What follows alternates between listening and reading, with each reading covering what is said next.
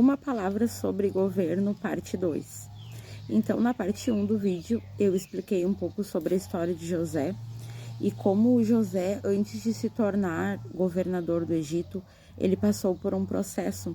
E esse processo não é apenas uma história, não é só apenas um conto bíblico ou a história de um personagem, mas essa história, ela ilustra a nossa própria vida, né? Muitas vezes a gente quer ter governo de várias coisas, a gente quer ter posse, a gente quer ter prosperidade em si, abundância, paz, e a gente busca isso muito no material, no físico.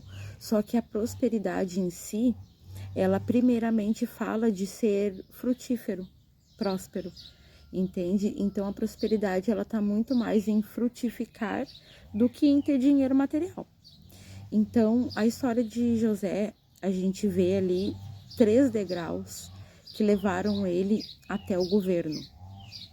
Então, o primeiro passo foi a escravidão. A escravidão. José era livre e de repente ele se viu escravo. A primeira escravidão, ela fala da escravidão da mente. Então a gente tem uma vida normal e daqui a pouco tu começa a ter conhecimento, tu começa a ter entendimento e aí tu percebe que tu é escravo. Entende? Então, a primeira escravidão, ela é a escravidão da mente. Através do conhecimento, a gente acaba transformando a nossa mente. O segundo degrau é as emoções, né? Tudo começa na mente, através dos nossos pensamentos, geram emoções e essas emoções fazem com que a gente tenha atitudes. Então, é um processo de governo. Então, começa na mente, no espírito, depois passa para a alma, para as emoções e por último reflete no mundo físico. Então qualquer pessoa, para ela ter prosperidade, abundância na vida, ela primeiro tem que ter o governo da mente. Segundo, o governo da alma, das emoções. E por terceiro, ela vai ver aquilo materializado na vida dela, com o governo através do mundo físico, do mundo material. E foi justamente isso que aconteceu com José. José, ele passou pela primeira prisão, pela escravidão. Depois ele passou pela uma prisão literal. Ele foi preso por algo que ele não fez. E aí já mostra muito a questão da alma, né? O ser preso por algo que não fez. Mostra muito a questão da alma, porque as nossas emoções, nem tudo que a gente sente com a nossa alma é de fato realidade. Então muita coisa vem dos nossos pensamentos, daquilo que a gente assiste na televisão, por exemplo, daquilo que a gente aprendeu na nossa infância, dos medos, dos traumas. Então a parte da alma, das emoções, realmente é a parte mais complicada. É uma falsa realidade, na verdade, né? Porque a gente libera a mente, a gente começa a crer em coisas diferentes, só que a nossa alma, ela ainda está aprisionada ali, no mundo físico, através dos sentidos, né? Então, a gente tem que começar a controlar as nossas emoções, para que a nossa alma, ela se conecte mais ao espírito, do que a carne, do que ao mundo físico. E só assim a gente vai conseguir ver o processo feito por fora, no mundo físico. Então a gente vê na história de José 3 passos até ele se tornar governador. O primeiro foi o governo da mente, até porque ele era livre e se tornou escravo, porque ele foi vendido pelos irmãos. Então o primeiro governo que José teve que ter foi o da mente. Com certeza, se ele não tivesse domínio sobre a mente, ele teria enlouquecido nesse momento, ser vendido pelos próprios irmãos e ser levado como escravo, sendo ele livre. Entende? A história de José é muito parecida com a nossa história. A segunda foi a prisão, entende? A mente estava livre, porém ele estava numa prisão por algo que ele nem fez. E realmente, às vezes, a nossa alma, ela está em cativeiro por algo que a gente nem fez. Às vezes, coisas que a gente herda dos nossos pais, ou dos nossos avós, ou independentemente. O DNA, ele não nos traz só a cor dos olhos ou do cabelo.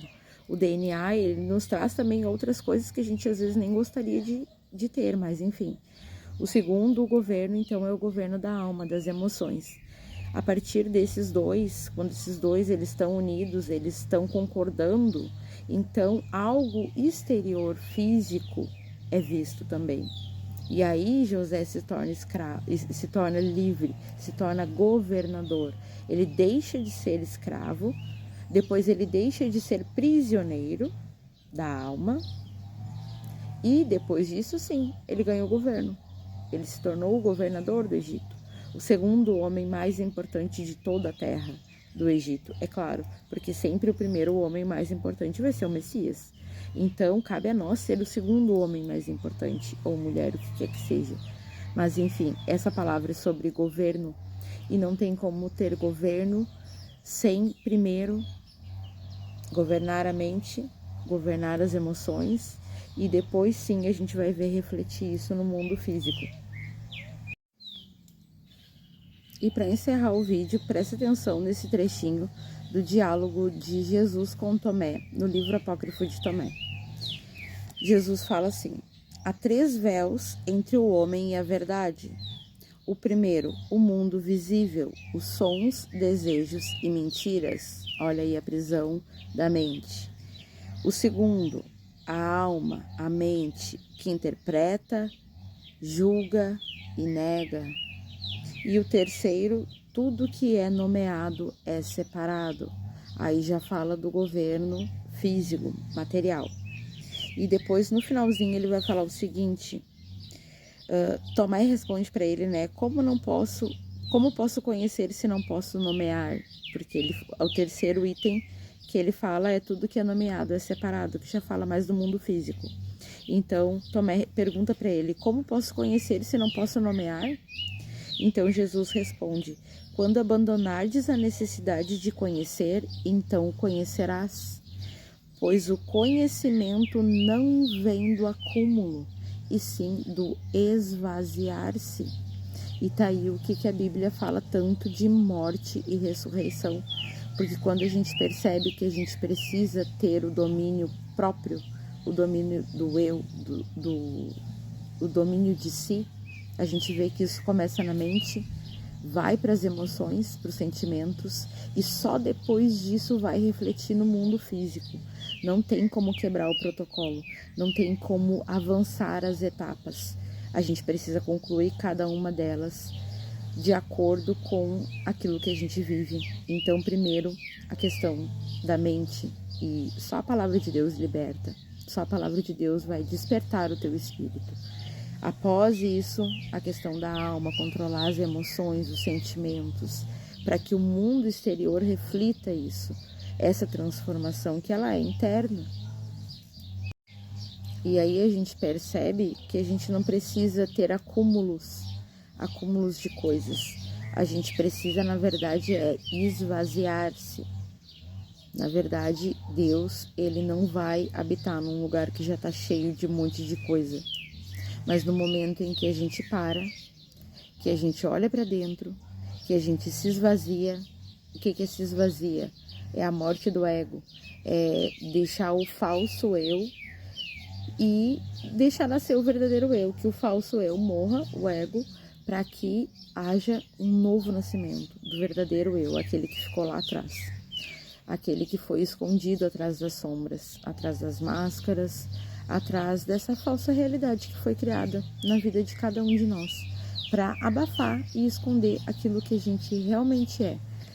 Entende? Essência divina.